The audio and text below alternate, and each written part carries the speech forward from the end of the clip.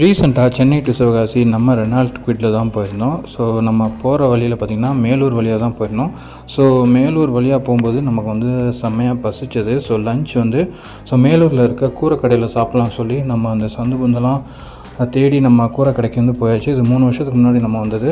So Melur மக்கள் கூரைக்கடை இப்போ வந்து நல்லா சூப்பராக டெவலப் பண்ணியிருக்காங்க.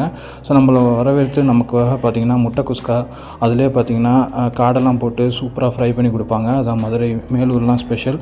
அது ஃபுல்லாகவே விறகடுப்பில் தான் அவங்க செய்கிறாங்க. ஸோ இவங்க வந்து தனியாக இப்போ டைனிங் வந்து போட்டிருக்காங்க.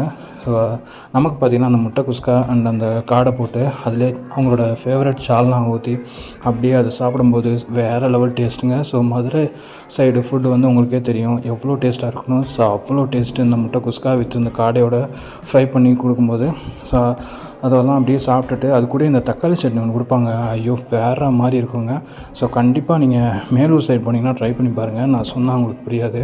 ஸோ அதுக்கப்புறம் இந்த சிக்கன் பெப்பர் லெக் ஃப்ரை, அது பார்த்திங்கன்னா கருவேப்பிலை பெப்பர்லாம் போட்டு தூக்கலாக சூப்பராக பண்ணி கொடுத்துருந்தாரு நமக்கு. இந்த காடை குஸ்காவோட அந்த சிக்கன் லெக் ஃப்ரை வந்து சூப்பராக இருந்தது. அது கூட பார்த்திங்கன்னா சால்னா பரோட்டா, இதுவுமே அந்த தக்காளி சட்னியோட வச்சு சாப்பிடும்போது வித் இந்த பெப்பர் லெக் ஃப்ரையோட அமிர்தமாக இருந்தது. கண்டிப்பாக மேலூர் கூரை கடையை நீங்களும் ட்ரை பண்ணுங்கள்.